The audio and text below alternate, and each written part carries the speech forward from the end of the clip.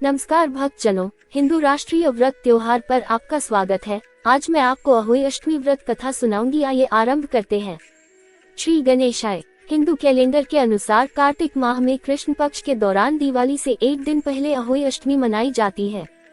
ये करवा चौथ त्योहार के समान ही काफी अनुशासित व्रत के साथ मनाई जाती है, लेकिन यह अहोई अष्टमी त्योहार विशेष रूप माँ द्वारा बेटों के लिए मनाया जाता है। माताएं माँ अहोई, माँ दुर्गा का रूप की पूजा करती है और अपने बच्चों की लंबी उम्र और समृद्धि के लिए उपवास करती हैं। इस साल 2023 में अहोई अष्टमी रविवार 5 नवंबर 2023 को मनाई जा रही है। अहोई अष्टमी व्रत में आकाश के एक तारे का ही बहुत महत्व है, क्योंकि माताएं आकाश में एक तारे को ही देखकर व्रत का समापन कर देती हैं। प्राचीन काल में किसी नगर में एक साहूकार रहता था। उसके 7 लड़के थे। दीपावली से पहले साहूकार की स्त्री घर की लीपापोती हेतु मिट्टी लेने खदान में गई और कुदाल से मिट्टी खोदने लगी। दैवयोग से उसी जगह एक सिंह की मांग थी। सहसा उस स्त्री के हाथ से कुदाल बच्चे को लग गई, जिससे सिंह का बच्चा तत्काल मर गया। अपने हाथ से हुई हत्या को लेकर साहूकार की पत्नी को बहुत दुख हुआ, परंतु अब क्या हो सकता था। वह शोकाकुल पश्चाताप करती हुई अपने घर लौट आई। कुछ दिनों बाद उसका बेटे का निधन हो गया, फिर अकस्मात दूसरा, तीसरा और इस प्रकार वर्ष भर में उसके सभी बेटे मर गए। महिला अत्यंत व्यथित रहने लगी। एक दिन उसने अपने आस पड़ोस की महिलाओं को विलाप करते हुए बताया कि उसने जानबूझकर कभी कोई पाप नहीं किया।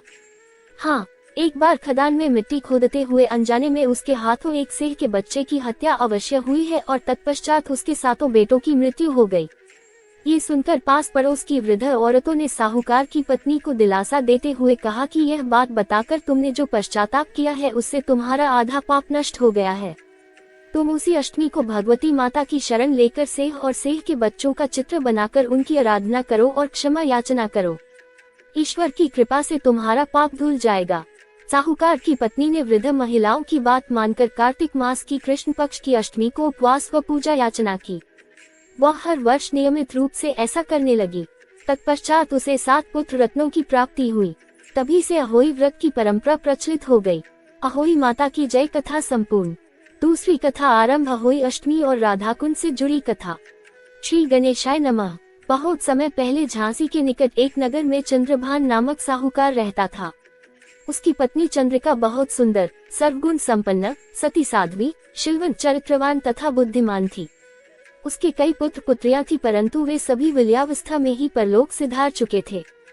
दोनों पति पत्नी संतान न रह जाने से व्यथित रहते थे। वे दोनों प्रतिदिन मन में सोचते कि हमारे मर जाने के बाद इस अपार धन संपदा को कौन संभालेगा। एक बार उन दोनों ने निश्चय किया कि वनवास लेकर शेष जीवन प्रभु भक्ति में व्यतीत करें। इस प्रकार वे दोनों अपना घर बार त्याग कर वन की ओर चल दिए। रास्ते में जब थक जाते तो रुककर थोड़ा विश्राम कर लेते और फिर चल पड़ते। इस प्रकार धीरे धीरे वे बद्रिका आश्रम के निकट शीतल कुंड जा पहुँचे। वहां पहुंचकर दोनों ने निराहार रहकर प्राण त्यागने का निश्चय कर लिया। इस प्रकार निराहार व निर्जल रहते हुए उन्हें 7 दिन हो गए तो आकाशवाणी हुई कि तुम दोनों प्राणी अपने प्राण मत त्यागो। ये सब दुख तुम्हें तुम्हारे पूर्व पापों के कारण भोगना पड़ा है। यदि तुम्हारी पत्नी कार्तिक मास के कृष्ण पक्ष में आने वाली अहोई अष्टमी को अहोई माता का व्रत और पूजन करे तो अहोई देवी प्रसन्न होकर साक्षात दर्शन देगी। तुम उनसे दीर्घायु पुत्रों का वरदान मांग लेना। व्रत के दिन तुम राधाकुंड में स्नान करना। चंद्रिका ने आकाशवाणी के बताए अनुसार विधि विधान से अहोई अष्टमी को अहोई माता का व्रत और पूजा अर्चना की और तत्पश्चात राधाकुंड में स्नान किया। जब वे स्नान इत्यादि के बाद घर पहुंचे तो उस दंपति को अहोई माता ने साक्षात दर्शन देकर वर मांगने को कहा। साहूकार दंपति ने हाथ जोड़कर कहा, हमारे बच्चे कम आयु में ही परलोक सिधार जाते हैं, आप हमें बच्चों की दीर्घायु का वरदान दें। तथास्तु कहकर अहोई माता अंतर्ध्यान हो गई।